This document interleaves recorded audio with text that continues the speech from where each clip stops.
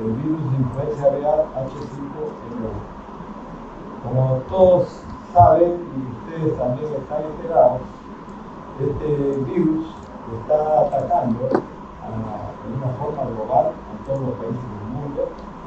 En estos últimos 2 años se ha incrementado dramáticamente tanto en los países de Norteamérica, Sudamérica, Oriente, Europa, ocasionando una grave pérdida económica para la industria avícola, porque es un virus de alta patogenicidad y en muchos países, como en el norte de Estados Unidos, una de las medidas principales del control de esta enfermedad ha sido la erradicación, o sea, la eliminación. Asimismo, en países como Alemania, España, Francia, se han tomado las mismas medidas. Esto indudablemente ha ocasionado una grave escasez de huevos y carne para el abastecimiento de todas sus respectivas poblaciones. Este desabastecimiento ha influido en un encarecimiento de estos productos. Es así que, por ejemplo, en Estados Unidos, la docena de huevos está en un promedio de $7.50 y en Europa $9. Esto pues es dramático y para nuestros países de Sudamérica es mucho mayor. Es así que ya en la actualidad me parece que ayer o hoy día la Comunidad Económica Europea, los países de la Comunidad Económica Europea han decidido vacunar selectivamente en algunos de sus países. Estados Unidos, asimismo, está viendo y está estudiando ya la posibilidad de aplicar la vacuna en este próximo año o de repente este año conforme se comporte el virus. Para una mayor ilustración de todos ustedes, como representante y CEO y director científico del laboratorio FARRET, voy a hacerles una exposición de cómo está implementado FARRET para poder enfrentar a esta grave episodia de influenza aviar. FARRET cuenta con 4 módulos o centros de investigación, producción e experimentación. Nuestro moderno laboratorio de producción cuenta con la más avanzada tecnología para producir vacunas, no solo para abastecer el Perú, sino a todos los países de Sudamérica y también Europa y Medio Oriente. Asimismo, contamos con un moderno laboratorio de investigación y desarrollo que está implementado con equipos de última generación y cuenta también con destacados especialistas en biología molecular especializado, como en pruebas de secuenciamiento, PCR real time, vectorización de virus, tecnología CRISPR-Cas9, producción de proteínas recombinantes, pruebas por citometría de flujo y el ELISpot, y contamos asimismo con un laboratorio experimental de alta seguridad BCL3 para trabajar con virus altamente patógenos. Este laboratorio fue construido durante el desarrollo de la vacuna COVID-19, en el cual también hicimos aislamientos y manejo del virus. Asimismo, contamos con un bioterio experimental de alta seguridad BCL3 para trabajar también con virus altamente patógenos y que actualmente se le ha hecho un upgrade considerándose ya un bioterio de experimental de BCL4 porque el personal puede ingresar asistido por respiración artificial. Los laboratorios generalmente para la producción de vacunas humanas en Estados Unidos, Rusia y China se han implementado en estos últimos años con equipos también de última generación, los cuales yo quiero presentarles a ustedes y puedan comparar con lo que tiene Farvet. Aquí tenemos, por ejemplo, la planta de vacunas de Johnson & Johnson y AstraZeneca. Esta planta está ubicada en Baltimore, Washington. Ha sido publicado por New York Times, tienen el link para poder chequear. Es aquí donde se ha producido la vacuna COVID-19.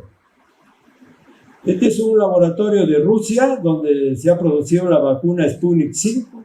Miren también cómo es su implementación. Ambos laboratorios ya están implementados con bioreactores para la producción de las vacunas correspondientes. Este es otro laboratorio de China, en Beijing. Es también un laboratorio donde se estará produciendo también la vacuna contra COVID-19. Esta es la planta de producción de Farvet, que está ubicada en Chincha. Cuenta con un área de más de 3.000 metros cuadrados solamente de instalaciones productivas, en el cual se encuentran 14 laboratorios de alta tecnología, y a su vez esta planta está dentro de un área de más o menos 15.000 metros cuadrados. Este es el laboratorio de bioreactores implementado con equipos de última generación con inteligencia artificial, donde podemos producir vacunas tanto humanas como veterinarias, porque la calificación BPM que tiene es tanto para producir vacunas humanas como veterinarias. En la actualidad está involucrado solo en la producción de vacunas veterinarias. Es importante destacar que estos equipos ya reemplazan a la producción de vacunas en huevos embrionados. O sea, podemos decir, olvídate de los huevos SPF o Forget SPF-X. Es importante también destacar que con estos modernos equipos de producción podemos producir vacunas con una alta seguridad, no solo para el medio ambiente, sino también para el personal que trabaja. Son equipados todos con materiales single use, o sea, de un solo uso, que permiten pues tener aún más una mayor bioseguridad. Estas son algunas áreas, pasillos de las instalaciones. Y a su vez Farvet, podemos regresar a la siguiente, tiene socios en el extranjero, tanto en Europa y Estados Unidos, para poder tener asistencia técnica y también implementación tecnológica. Pasamos, siguiente. Esta es la planta, el laboratorio de investigación y desarrollo. En este laboratorio de investigación y desarrollo contamos con instalaciones para hacer los múltiples trabajos de investigación, como son vectorización de virus, recombinación de virus, producción de proteínas recombinantes, hacer tecnologías de PCR por las más avanzadas del mundo, y también contamos, en el siguiente, con equipos de secuenciamiento de genomas, como el de Oxford Nanopore o también el FLX454 de Roche, Alemania. Este es los dos secuenciadores que pueden ver en la parte inferior, el Minayon, que puede secuenciar fácilmente 10, 12 virus en menos de 24 horas. El siguiente. Aquí podemos ver nosotros los primeros brotes del virus de influenza aviar H5N1 clado 2344B. Esto es una fotografía de las playas de Perú, donde los brotes se iniciaron en los pelícanos.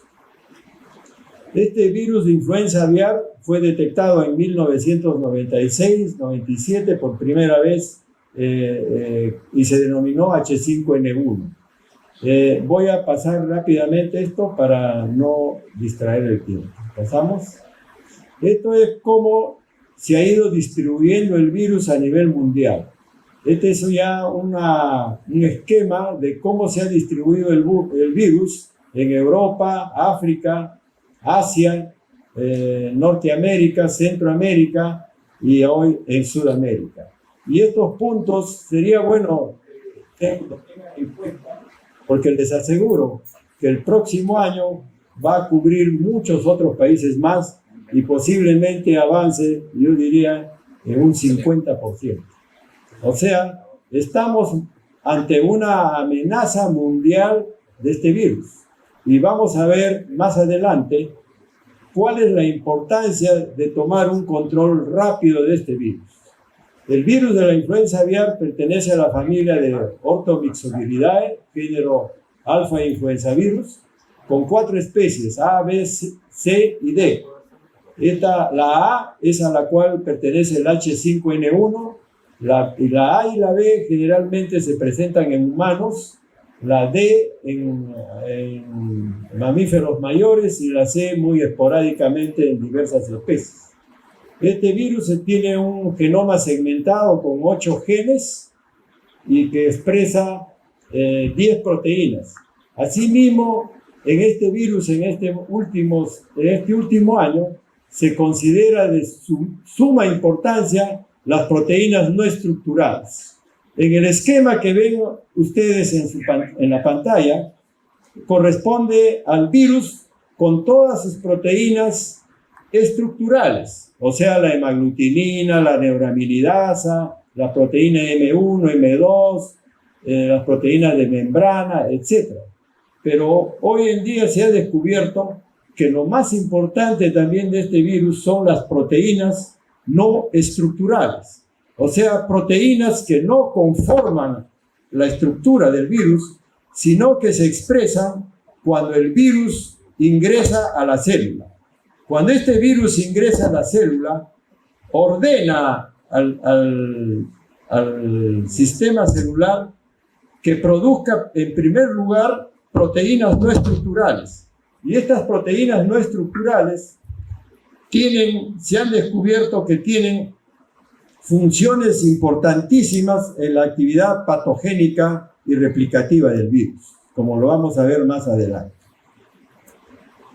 Asimismo, la actividad de estas proteínas no estructurales del virus H5N1 bloquea los receptores de reconocimiento de patrones antimicrobianos en diferentes compartimentos celulares. O sea, las células, cuando el virus ataca una célula, empieza a través de estas proteínas no estructurales, empieza a bloquear los patrones de comportamiento antimicrobiano como mecanismo de defensa celular. Asimismo, bloquean el RIG1, que reconoce al ARN de doble cadena y elimina generalmente los virus, las cadenas virales extrañas. Entonces, esto facilita pues la replicación viral porque está bloqueado el RIG1. Asimismo, estas proteínas no estructurales forman complejos transcripcionales para desactivar la expresión de interferón tipo 1. O sea, ya está induciendo también a una inmunodeficiencia, porque hay menos interferón tipo 1. Estas proteínas no estructurales se dirigen también a la proteína de unión poli-A2 y PAP2 de la maquinaria de procesamiento extremo 3' celular para detener la expresión de proteína del huésped. O sea, ¿qué hace? La maquinaria celular tiene que expresar también proteínas. Y estas proteínas van a distraer la replicación viral. Entonces, lo que hace el virus es bloquear esta maquinaria de producción proteica para que la célula pueda producir más virus en una forma más eficiente y más rápida. Asimismo, apaga la expresión génica del huésped mediante la supresión de la transcripción, la interferencia de la maduración del pre-ARN mensajero y la inhibición de la exportación nuclear al ARN mensajero. O sea, lo que hace es, como la maquinaria celular en su citoplasma, tiene que enviar información al núcleo para que se sinteticen proteínas o otros ARN mensajeros. Lo que hace el virus es atacar a esta zona y evitar que los ARN, las órdenes al núcleo, se detengan. Aquí es también importante estudiar la ivermectina, porque la ivermectina es un inhibidor de la importina y podría ayudar a la célula a que se controle este aspecto. Activa también la vía P1-3K AKT para retrasar la apoptosis inducida por el virus. O sea, cuando el virus ataca a la célula, también hay una inducción de apoptosis. Pero como el virus necesita replicarse más y que de la célula se produzcan mucho más partículas virales, estas proteínas no estructurales impiden o retrasan la muerte celular y con esto pues se logra una obtención de mayor cantidad de virus.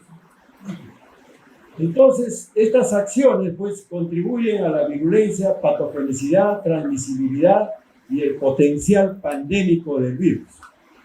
Y todas estas acciones pueden ir también haciéndose más eficientes conforme el virus va mutando o haciéndose más patogénico. Conociendo todas estas características, también sirve para diseñar estrategias de las nuevas vacunas. Adelante. Otro concepto, otro conocimiento importantísimo de este virus es que es pleomórfico.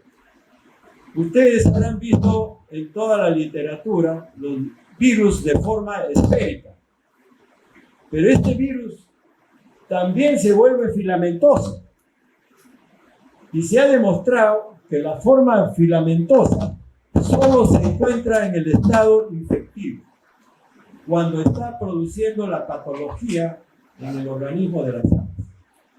Y cuando el virus está en su forma esférica, cuando generalmente se inocula en embriones. O sea, los virus en los embriones, cuando se hacen cultivos de embriones de pollo, está en su forma esférica. Y cuando se hacen cultivos celulares, el virus está en forma filamentosa. Y esto es muy importante, porque la forma filamentosa es una forma altamente patogénica del virus. Mientras tanto, la forma esférica es menos patogénica. Adelante. Estas morfologías del virus de influenza, a diferencia de los virus con formas estereotipadas, como los adenovirus, los herpesvirus, etc., ya tienen formas estereotipadas que no cambian, pero eso sí es pleomórfico, ¿no? Los virus de influenza pues producen viriones con una amplia variedad morfológica. La morfología filamentosa es típica de los aislamientos clínicos, o sea, como vuelvo a decir, de los cuadros de infección. Diversos estudios han demostrado que el cambio de morfología del virus tiene implicaciones en la transmisión, adaptación y patogénesis.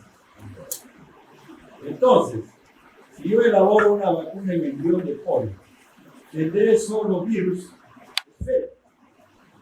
Y si yo elaboro una vacuna en cultivos de células, voy a tener virus filamentosos.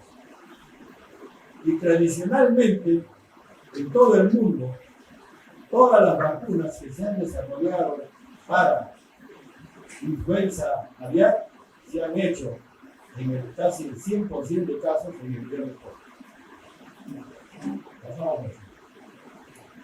Otro aspecto importante de este virus, que también se ha encontrado en coinfección con otros virus, como el sincicial respiratorio, y también se ha encontrado en coinfección, nosotros lo hemos encontrado, con el virus de bronquitis aviar. Los pelícanos, de los cuales hemos hecho hisopados, también tenían virus meningitis. Y podrían encontrarse también el virus de coinfección con otro virus. Y esta coinfección, cuando se coinfecta células, cuando este trabajo se ha hecho in vitro, o sea, se coinfectaron células pulmonares del virus de influenza y del virus respiratorio sincitial, la microscopía de superresolución, las imágenes de las células, microscopía electrónica de Galindo y tomografía electrónica revela estructuras filamentosas extracelulares asociadas a la membrana compatibles con partículas virales híbridas. O sea que el virus incorpora ciertas proteínas del otro virus en su superficie. Y esto le sirve para el escape inmunológico. Entonces, es importantísimo, ¿no?, para su control, pues, evitar de que este virus produzca coinfecciones.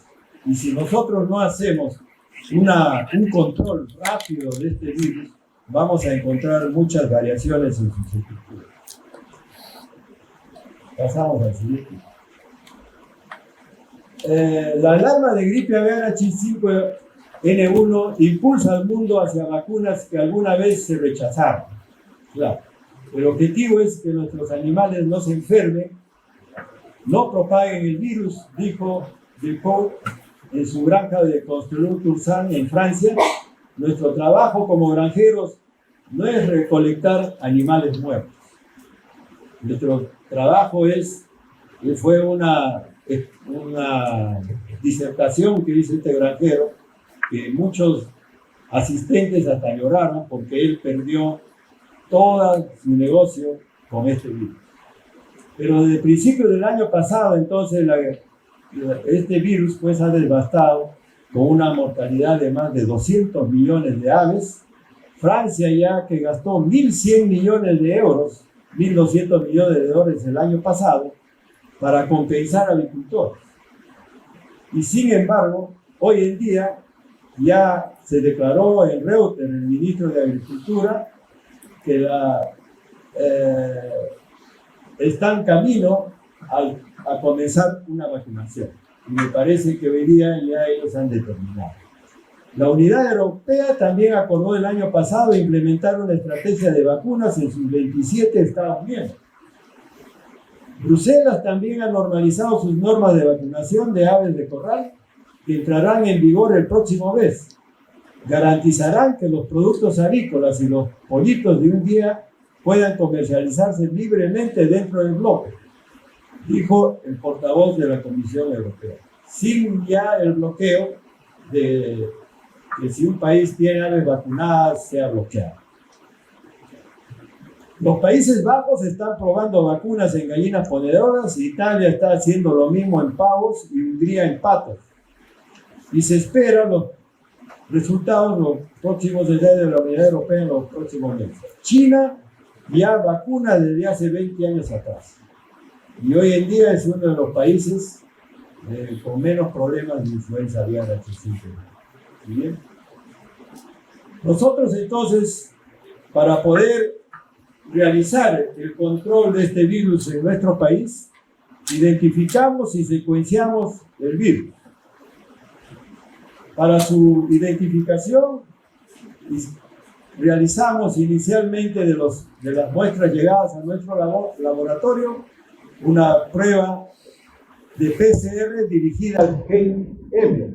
Esta prueba determina si es influenza o no es influenza, sin llegar a determinar si es H5 o es N1. Solo esta prueba detecta influenza o no influenza. Y encontramos que todos los hisopados eran positivos a influenza. Luego procedimos a hacer la prueba de tipificación mediante un PCR de punto final, donde ya se realizan pruebas de PCR empleando la hemaglutinina y la neuraminidasa. Como ya sabíamos que este virus era un H5N1, porque ya se había reportado así, empleamos directamente los primers H5 y N1. Y comprobamos que efectivamente todas las muestras eran positivas a H5N1. Conociendo ya que este virus, el aislado, era un H5N1, procedimos al secuenciamiento. Y durante el secuenciamiento, una vez terminado el secuenciamiento, ya hicimos el alineamiento y la representación gráfica para ver en qué clado se encontraba el virus. Y encontramos que este virus se encuentra en el clado 2344B, que es el reportado en muchos países del mundo. Igual forma hicimos para la neuraminidad. Siguiente. En conclusión, pues nuestros resultados determinaron que el virus que estaba atacando a las aves silvestres en el Perú era el 2344B. Siguiente. Entonces ya comenzamos a trabajar en la producción de vacunas recombinantes y inactivadas. En cuanto a la producción de vacunas, Farred viene ya haciendo investigaciones y desarrollos de vacunas contra influenza desde el año 2015. Es así que nos involucramos en un proyecto de vacunas multiepitópicas y la cual sigue en investigación.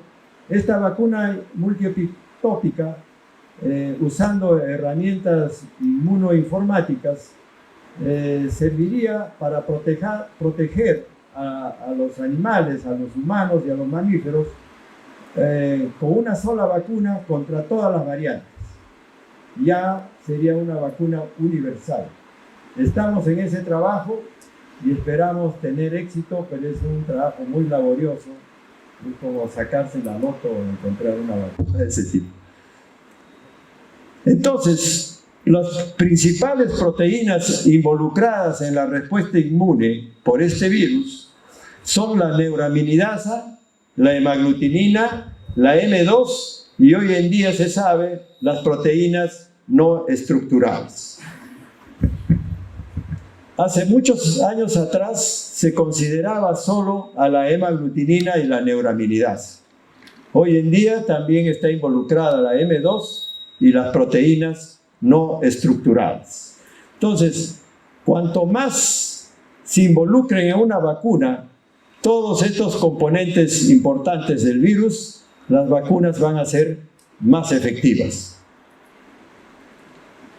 Es así que, de acuerdo al tipo de vacuna, podemos tener en el contenido vacunal diversos tipos de antígenos.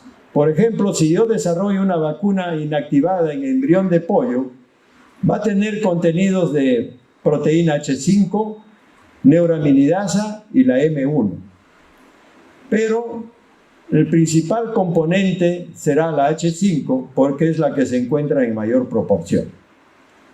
Si yo desarrollo una proteína inactivada en células, voy a tener casi todos los componentes importantes del virus y aún más tendríamos, además de la H5, de la neuraminidasa y de la M1, la membrana 1, tendríamos proteínas no estructurales, que son como 7 proteínas no estructurales, y proteínas asociadas a la morfología, cosa que una vacuna desarrollada en embrión de pollo no la van a tener, porque en cultivos de células tendríamos formas filamentosas y en los cultivos de embrión de pollo formas esféricas. Entonces, el desarrollar vacunas en cultivos de células hoy en día es un gran avance para el control de esta enfermedad y quizás sea la causa por la que en muchos países fracasó la vacunación, lográndose solo protecciones del 80%, 60%, 70%. Las vacunas vectorizadas, como por ejemplo de la de Newcastle, solo emplean el gen H5. Las vacunas recombinantes en base al herpes virus del pavo o HBT solo expresan la H5. Las vacunas en base a proteínas recombinantes expresan la H5 y algunas vacunas RNA mensajero que se están ensayando y que quizás algún día se produzcan, pero pienso que sería imposible usarse en la industria avícola por el costo, también expresarían solo la H5. O sea, que la ventaja de las vacunas inactivadas desarrolladas en célula sería las vacunas más avanzadas y las más exitosas para el control de esta pandemia o esta enfermedad. Entonces, basado en todos estos conocimientos, las instalaciones de Farvet cumplen con un entorno compatible de todas las normas de buenas prácticas de manufactura. Tenemos una amplia gama de líneas celulares robustas y hemos visto que no todas las líneas celulares se comportan de igual forma con este virus. No es cuestión de usar una línea celular X y ya tenemos la vacuna. Tenemos que seleccionar las líneas celulares, ver la capacidad replicativa y antigénica del virus en cada línea celular. También es importante que en estas líneas celulares se obtenga un alto rendimiento de producción y los laboratorios estén equipados con estos sistemas, que la capacidad integral de fabricación de vacunas esté compuesta por la producción, purificación, formulación y llenado. Y la capacidad también de producir diversos tipos de vacunas virales al mismo tiempo. Siguiente. Dentro de las vacunas Farvet contra el virus de influenza aviar H5N1, tenemos vacunas vectorizadas y recombinantes. La vectorizada en base al herpes virus del pavo, que expresa la hemaglutinina H5. Y la vectorizada de Newcastle, que expresa también la hemaglutinina H5. Entonces tenemos una vacuna recombinante y una vectorizada. Asimismo tenemos una vacuna inactivada, H5N1, elaborada con virus homólogo H5N1 clado 23444B. Y tenemos vacunas en desarrollo, como la expresión de proteína hemaglutinina H5 en baculovirus y la vacuna multiepitópica mediante herramientas inmunoinformáticas. Entonces, como podrán ver, nuestro trabajo de nuestro grupo de investigación es muy amplio y seguiremos investigando hasta conseguir vacunas mucho más eficientes, que no sean las inactivadas, que superen a las inactivadas. El desarrollo de la vacuna recombinante mediante la tecnología de CRISPR-Cas9 la realizamos en el herpes virus del pavo, donde insertamos la hemaglutinina H5 del virus. Se demuestra el esquema. El siguiente. Esta es la vectorización del virus de Newcastle, donde el virus de Newcastle expresa la hemaglutinina H5 y hemos observado de que esta respuesta es muy eficiente, pero lamentablemente esta vacuna pues solo expresa la hemaglutinina H5, por lo tanto, tanto esta como la vacuna de HBT tienen que obligadamente ser complementadas con una vacuna inactivada. Siguiente. Aquí podemos ver cómo el virus de Newcastle, la vacuna vectorizada H5, se expresa en el embrión, se expresa la fluorescencia, mientras tanto que el virus patógeno se distribuye en todo el cuerpo del embrión y el control no lo tiene. Siguiente. También esta es la tecnología de glicoproteínas para producir baculovirus, no solo proteína del virus de la hemaglutinina, sino también otras proteínas de interés como el laringotraqueitis. El siguiente.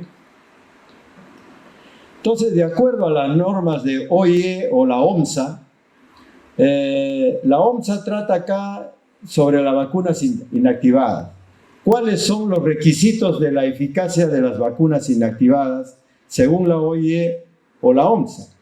Ellos dicen que el desafío debe producirse cuando las aves están vacunadas. El desafío debe producirse un mínimo de 3 semanas post-vacunación, utilizando una dosis de virus de influenza aviar de alta patogenicidad, que cause una mortalidad no menor al 90% en el grupo control.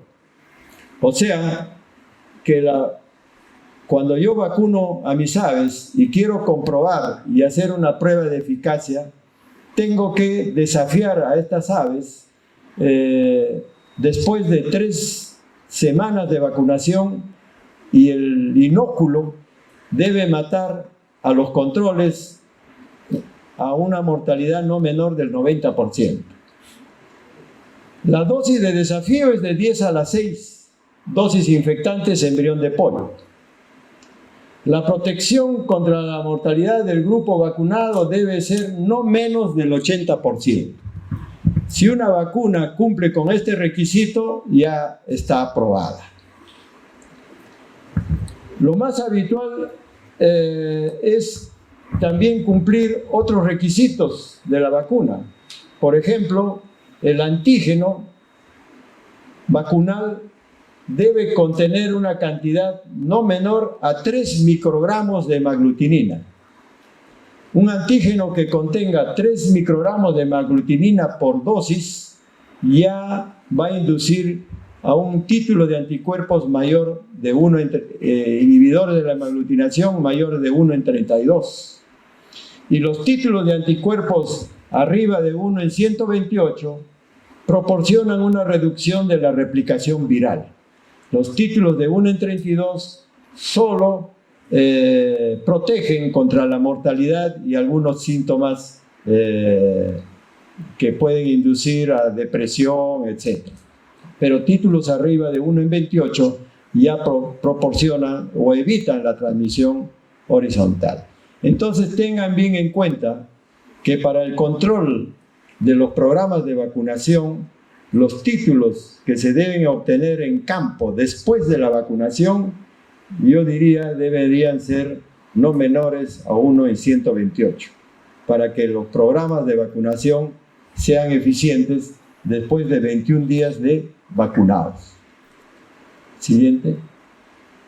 Entonces nosotros aquí pueden tener un diagrama de flujo de cómo se producen o producimos las vacunas en cultivos celulares utilizando bioreactores, ¿no? Se utilizan células, se infectan, estas células luego pasan a un proceso de purificación después de infectadas dentro del bioreactor, primero se inactivan y ya se hacen las formulaciones de la vacuna. Siguiente.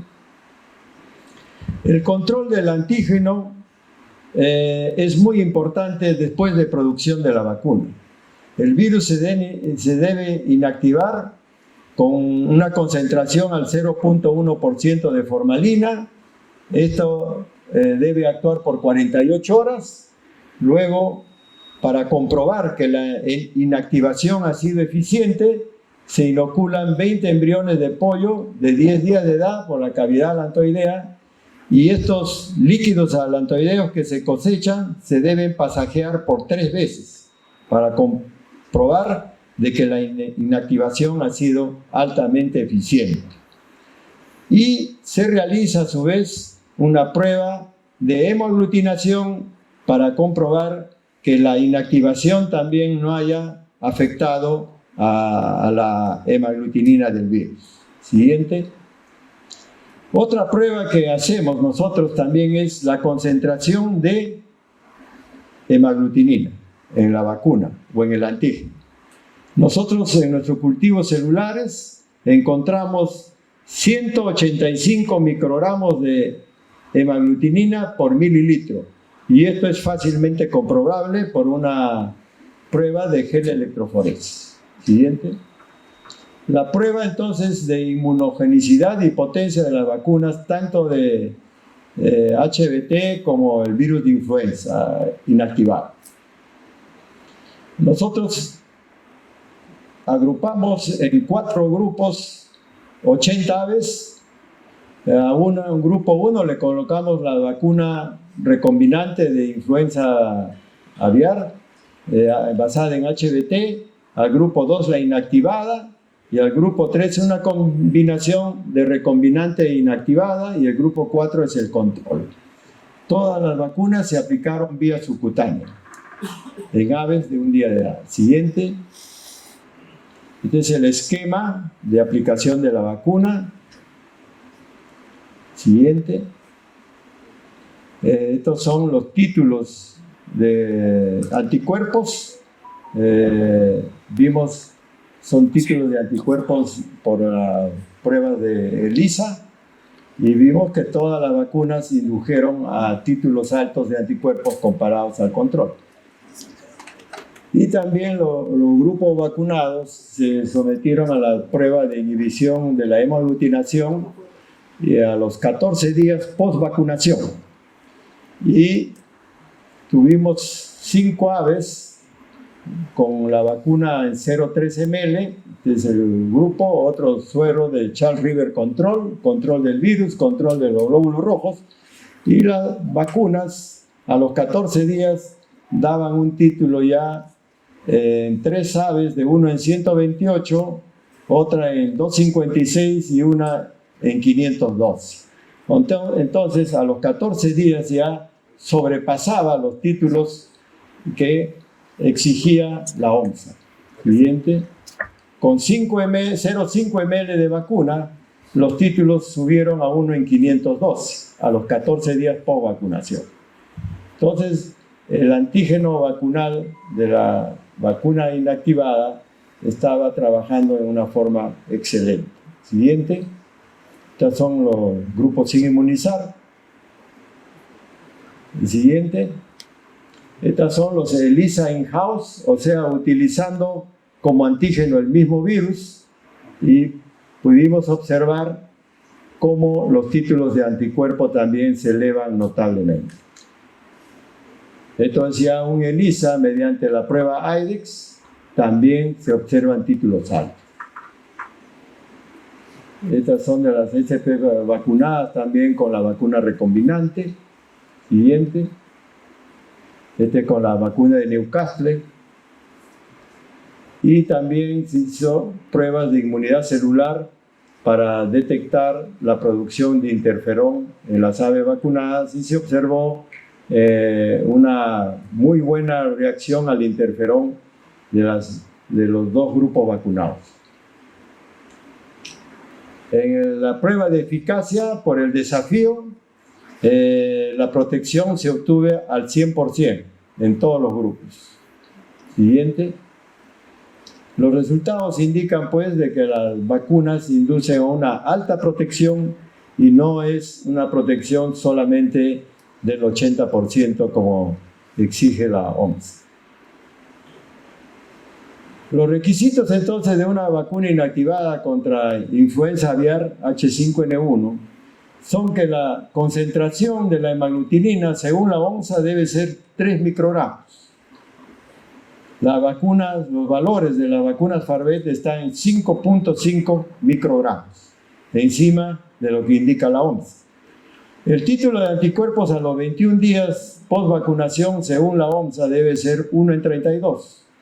Nosotros estamos 1 en 256, ahí le faltó el 6. El porcentaje de protección a los 21 días post-vacunación es 80% y el nuestro es 100% a los 14 días. Siguiente. Esto pues es una filmación, ¿no? Se ve la filmación. Aquí pueden ver el grupo control 1, después del desafío, todas las aves están muertas y las aves vacunadas 2 y 3, todas se encuentran completamente sanas, sin ningún síntoma e incluso poniendo huevos, habiendo sido desafiados con una dosis de 10 a la 8 y con 200 microlitros, 100 microlitros en la fosa nasal y 100 en la fosa ocular, en el globo ocular, y prácticamente las aves murieron a las 72 horas murieron todos los controles, casi sin mostrar ningún síntoma. El siguiente. Estos son los otros grupos que pueden ver también. El grupo 7 es otro grupo control, toditos muertos. Y el resto de aves es una película también, se puede activar o no, va a ser difícil.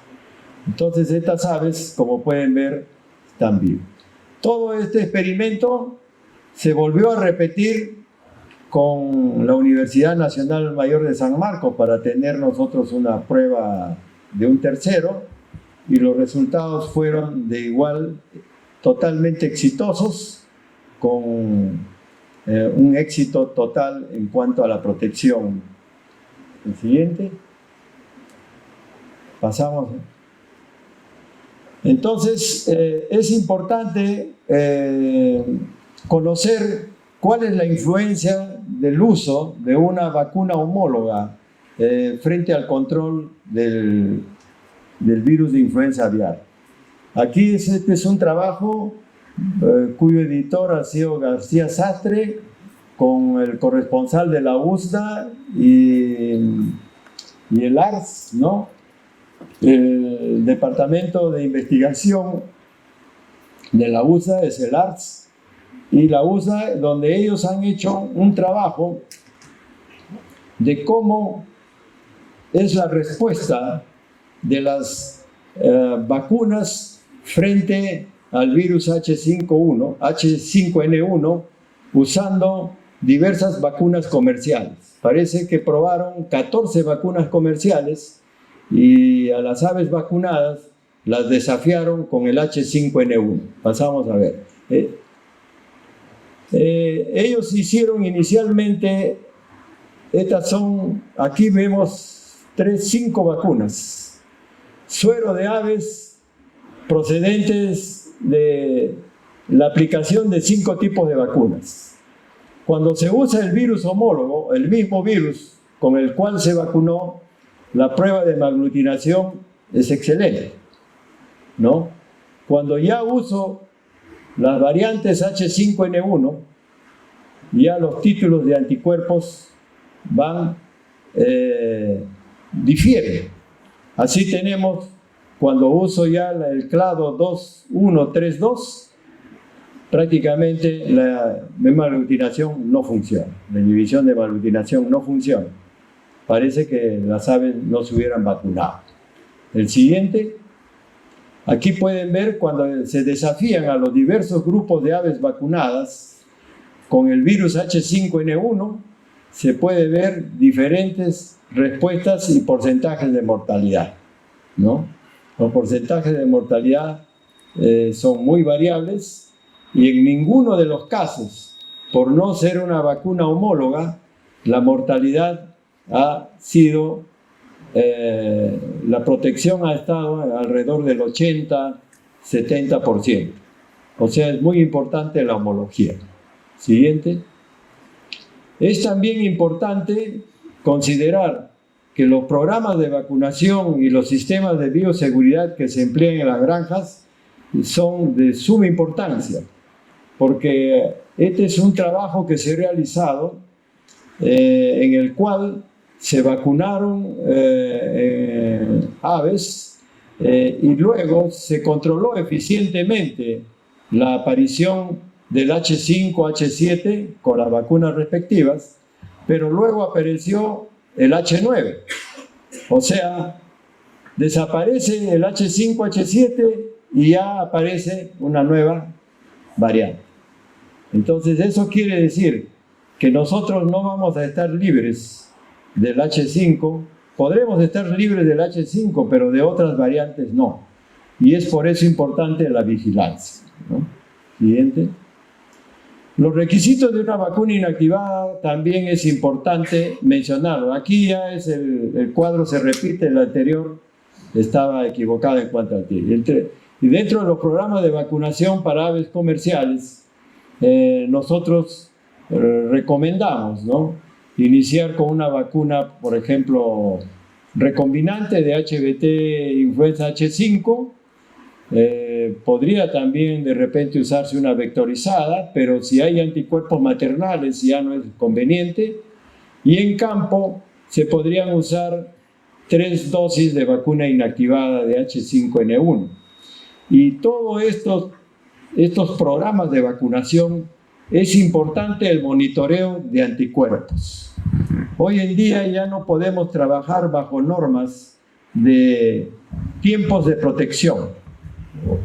Los tiempos de protección no se deben tener en cuenta para nada para el virus de influenza aviar, porque estamos trabajando o estamos enfrentándonos a un virus con características de zoonosis. Y si es con un virus con características de zoonosis, vamos a implementar un programa de vacunación en aves de múltiples edades, tenemos que hacer obligatoriamente monitoreos serológicos. Ya para el Perú y muchos países del mundo, la influenza aviar es como el 11 de noviembre. Ya ha cambiado la vida de todos los avicultores. Todos deben trabajar con monitoreos serológicos obligados. Ver que las vacunas induzcan a títulos de anticuerpos mínimo, pues de 1 en 32, ¿no? Pero óptimos 256, 512. Estaremos contentos, tranquilos y respiraremos hondo. Pero si nos vamos a confiar a una etiqueta que dice protección por 6 meses, protección por 4 meses, 3 meses, eso no se puede hacer en este tipo de vacunas o con este tipo de virus. Lo hemos visto con el COVID-19. Pfizer decía 1 año, año y medio, y nos hemos aplicado, o se han aplicado 4 vacunas en 1 año y medio. O sea que el virus pues tiene diferente comportamiento y también las mutaciones, los escapes inmunológicos, hay que estar atento a eso. Por lo tanto, los monitoreos serológicos son los que determinarán los programas de vacunación y los momentos en que realmente debemos seguir vacunando. Igual en pollos de carne, el programa de vacunación se pueden hacer de diversos tipos. Siguiente. En planta de incubación para pavos, de igual forma. Siguiente. En conclusiones, los programas de vacunación tendrán éxito mientras se utilicen cepas homólogas en la producción de vacunas inactivadas. Eso es imprescindible. Si no vamos a usar cepas homólogas, solo vamos a detener la infección, pero no la propagación del virus. Y eso nos va a conducir a convivir eternamente en diversas situaciones con el virus. Las vacunas vectorizadas serán un complemento, más no herramientas de control efectivo de la influenza H5N1. El monitoreo serológico seguido de la vacunación será la medida de suma importancia para determinar el momento preciso de la revacunación, siendo el virus de influenza aviar H5N1 un virus de alta patogenicidad con características zoonóticas. Las vacunas no pueden estar sujetas a la duración de la respuesta inmune que experimentalmente se pueda obtener, sino más bien a la respuesta inmune en tiempo real. Todas las evaluaciones serológicas se deberán realizando virus aislado en nuestro país, H5N1, clado 2344B. Ya hemos visto, según las pruebas de USA, si usamos otros virus, vamos a tener resultados serológicos erróneos. Es de suma importancia realizar constantemente vigilancia a nivel nacional sobre la posible presencia de cepas variantes. Es importantísimo. Cada vez que haya síntomas o sospechas, recurrir a los laboratorios y pedir la identificación y secuenciamiento del virus. Con la vacunación de reproductoras, la progenie presentará anticuerpos maternales, por lo que será de suma importancia que los laboratorios también desarrollen pruebas ELISA in-house, o sea, pruebas ELISA utilizando la cepa local H5N1, clado 2344B. Este será el antígeno del virus para discriminar los títulos de anticuerpos vacunales de los títulos de anticuerpos por desafío. Porque cuando hay desafío, el ELISA es mucho más sensible y vamos a ver que los títulos se van a elevar rápidamente, mientras tanto la vacuna nunca va a llegar a los títulos que produce una infección o un desafío. Profundizar las investigaciones sobre los programas de vacunación y su relación con el control de la propagación del virus H5N1. El éxito del control del virus H5N1 dependerá del trabajo en equipo de organismos del gobierno, empresas avícolas, centros de investigación, laboratorios productores de vacuna y profesionales de la industria veterinaria o de la salud veterinaria. Yo pienso que con este virus de influenza debemos trabajar todos en equipo con la finalidad no solo de salvar a la industria avícola, sino también de poder evitar que este virus dé un salto mayor hacia mamíferos y al humano. Todo va a depender de nosotros, de cómo hagamos el control efectivo de este virus. Pienso que la vacunación es el arma más efectiva, pero siempre y cuando, como se ha visto, usando vacunas homólogas. Las vacunas que no son homólogas o que no provienen de las cepas aisladas de la zona, van a proteger, pero no van a evitar la difusión y propagación del virus.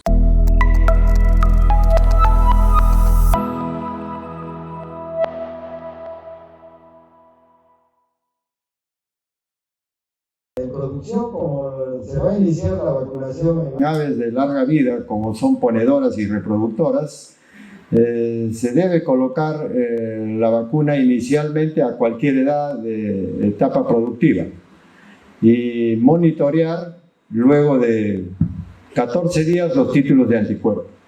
La vacuna nuestra es totalmente inocua, se puede aplicar si están en producción por las tardes para evitar caídas de puesta por el manejo y la movilización de aves, y cuanto más rápido logremos inmunizar a las aves, estaremos más protegidos y evitaremos también que el virus se difunda.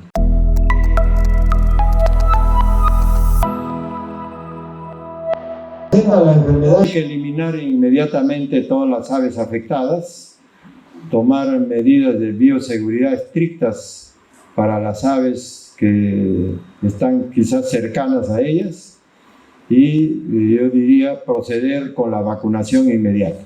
Es importante. La vacuna se aplica subcutáneamente y tendría que ser inactivada, porque si usa vectorizada no va a funcionar.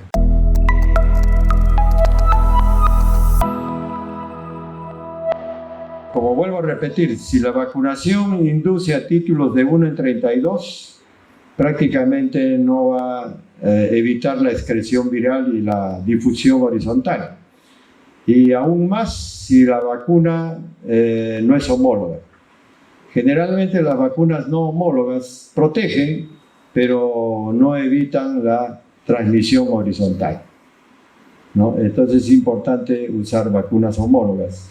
Y como ya hemos mencionado anteriormente, de acuerdo a los últimos avances, las vacunas, yo diría que la OIE debería cambiar su norma y exigir que sean todas en cultivo celular. Prohibir la vacuna en embrión de pollo.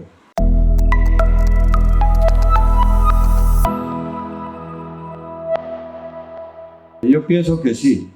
Hay que vacunar en forma masiva, y cuanto más se avance en el programa de vacunación va a ser mucho mejor,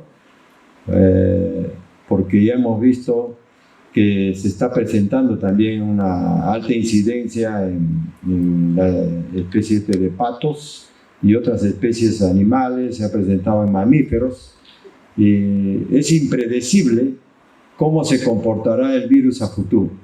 En algunos países se pensó que con la erradicación se había controlado y a los 3-4 meses se presentó en forma mucho más dramática.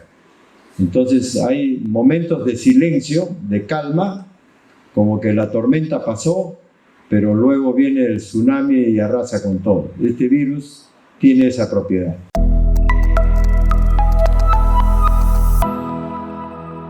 Yo pienso que todas las aves en producción y levantes se deben vacunar con vacunas inactivadas. Bueno, la ivermectina la estamos estudiando nosotros, ya estamos trabajando en cultivos celulares y próximamente tendremos pues noticias al respecto, ¿no? Y estamos también trabajando con otros antivirales. Pero este virus ya ha hecho resistencia a muchos antivirales y tiene escape también a la actividad antiviral. O sea, es muy importante conocer.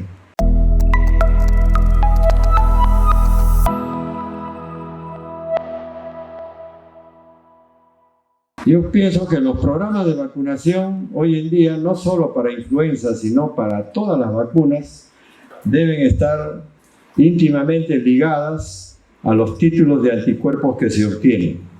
Estos son los que van a indicar cómo ir avanzando en el programa de vacunación. También es importantísimo recomendar que los programas, que los títulos de anticuerpos en la progenie, en las aves, en los pollitos bebé de postura y carne, estos vengan con altos títulos de anticuerpos maternales contra anemia y gumboro. Y la vacuna de gumboro últimamente ha tomado, así como también la de reovirus, una gran relevancia en el mundo, porque este virus, al igual que reovirus, ha mutado tremendamente y las vacunas convencionales no están dando la protección adecuada. Y estamos frente, hoy en día, a una gran cantidad de casos subclínicos de gumboro, sobre todo en ponedoras y reproductoras comerciales. Y esto se refleja en una mala producción, desuniformidad y al mismo tiempo, si no tenemos una buena protección en los primeros 15 días de edad del pollito bebé contra anemia por anticuerpos maternales, también tendremos inmunodeficiencias que van a colaborar para que las otras vacunas no funcionen bien.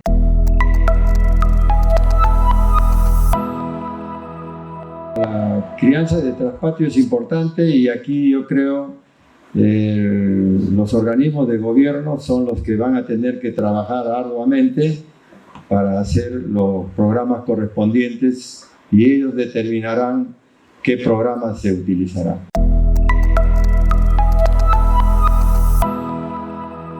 Bueno, la titulación de anticuerpos es para evaluar influenza aviar, es una de las más económicas del mundo. Solo se usa HI o inhibición de la hemaglutinación, para lo cual se emplea el suero del ave, el virus estándar que puede ser proporcionado o lo va a tener los laboratorios de referencia indicados por el gobierno, y suero del ave, glóbulos rojos al 0,1% o al 0,75% y observar. Si se diluye el suero, luego que este suero se diluye, se coloca el virus control, y si el suero inactiva al virus de acuerdo a la dilución, vamos a ver que los glóbulos rojos que se adhieran van a formar una malla, porque el virus naturalmente hemaglutina, o forma una malla en el pozo o forma un botón. Si forma un botón, se ha inhibido la hemaglutinación y los títulos de anticuerpo son los que se observan. Pueden ser 1 en 8, 16, 32, 64, 128. Y eso va a dar el indicador. Es una prueba, una de las más baratas del mundo. Entonces va a ser muy fácil de hacerla. Los resultados se obtienen solamente en hora y media, 2 horas, y lo que demora es la obtención de la muestra y la extracción del suero. La prueba es rapidísima. Títulos de anticuerpos que se deben esperar por la vacunación, como vuelvo a repetir, no deben ser menores de 1 en 32. Y los correctos sería 1 en 256.